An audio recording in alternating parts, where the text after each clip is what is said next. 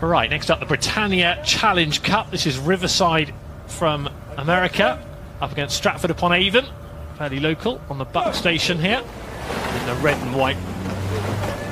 Stratford-upon-Avon, big challenge for them against another powerful American boat in the Britannia.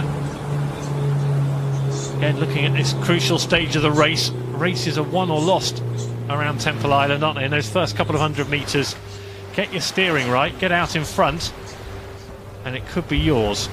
But get it wrong and it could be game over as soon as this point in the race, really, Jess. Yeah, and this Stratford-upon-Avon crew aren't any strangers to tight racing. Last year they were the right side of a 1-foot verdict on the Wednesday, so they probably want to make sure they get themselves out of danger, get themselves up there, and you can see that early on they got a length over this Riverside crew from Cambridge in Massachusetts.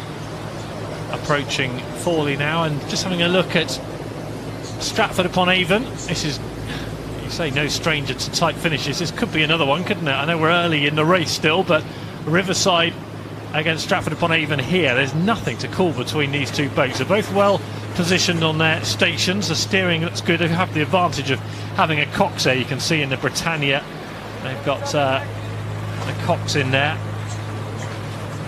Yeah, the Riverside crew's really stuck in there, actually. Just kept a good rhythm, a long stroke. You can see their blades well covered all the way to the finish. Blue and white stripes. They look actually like they've come back on this Stratford-upon-Avon crew. And this Britannia event nowadays, no events for student boats. They're in the Prince Albert Challenge Cup, not this one. So this is club crews only since 2004. And a winner from Germany last year, Bayer Leverkusen, winning in 2016. Beat Sport Imperial by 2.5 lengths in the final. Both of these two boats will be, well, get through today. They'll start to dream. The Stratford-upon-Avon crew was 5th in the B final of the Champ Cup Sports at Marlow, so they've been racing through together this summer. They hopefully have got that rhythm together and got that experience and trust in each other, and that's the point of the race now. They really need to start trusting and believing in each other. Well, this has all the makings of the best race of the morning, doesn't it? Look how close they are. We're a long way into the race now, and there's absolutely nothing to call between these two boats. This is going to be a fantastic race. And both the coxes will be aware of that. They'll be telling their boat. Just a little shift on there from Stratford-upon-Avon trying to take an initiative. What will Riverside come back with? Yeah, good little burst from there.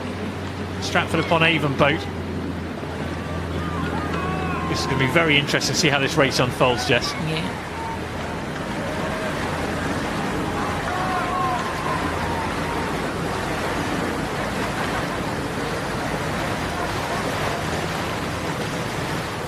Can Chris Thomas, the stroke man here, really take it up for Stratford? Hold on to this race. He's got a grimace on his face. Yeah, it'll be hurting. They'll be digging deep, trying to push out that advantage which they forged in the last couple of 100 metres, Stratford-upon-Avon. Chris Thomas in the stroke seat there. Ben Twiney, Thomas Coles and Edward Lurie know that they've got a lot of work to do. Eleanor Willett, 24-year-old cox, barking the orders. Exciting race. Come all the way from Massachusetts though, and Cambridge. They really want to make their journey worth it today. And here the cox there. What a race, Tim. Look at this. Barrel to barrel coming into the enclosures. The coxes are getting right into it. The crowds will be getting into it. This is the best race of the morning so far. The Britannia Challenge Cup, Riverside Boat Club from America up against Stratford-upon-Avon. And they have been, well, toe-to-toe the whole way down the course, haven't they? And we still are no nearer to knowing who might be progressing through to the next round. Cracking race. Look at the nerves written all over the face of the cox there as they glance over. Little glance over from Giuliani Vetrano, the cox of the Riverside Boat Club. You've got to push through the pain of this part of the race. You've really got to think who wants it more. But to hold your heads and wind towards that finish line and try and break that other crew next to you. This is incredible racing. They're being roared on by a now big crowd in Stewards. They recognise the drama unfolding in front of them because these boats are neck and neck as they come into the final couple of 100 metres of the Britannia Challenge Cup heat. And the Coxes have recognised that fact as well, and they're just urging every last drop of energy. Stratford-upon-Avon's Cox there, Eleanor Willits nearest to the camera, just maybe, well, there's nothing to call at all. Who wants to race on Friday? Who's into the last 50 metres or so in the Britannia Challenge Cup. Riverside Boat Club from America, Stratford-upon-Avon Boat Club.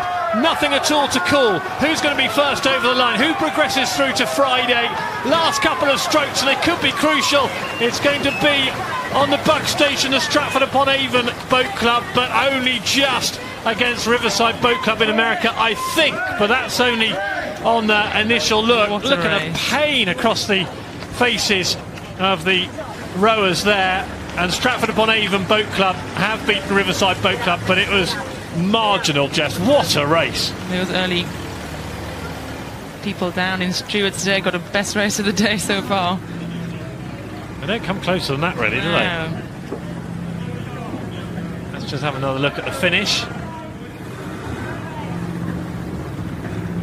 Yes, you can see, I'm going to say quarter of a length. Is that exaggerating? About a quarter of a length, maybe a third. Maybe. Yeah, Bayer Leverkusen beat Molesey by 1 foot earlier on, but there's not much more in that, is there? Great race in the Britannia Challenge Cup.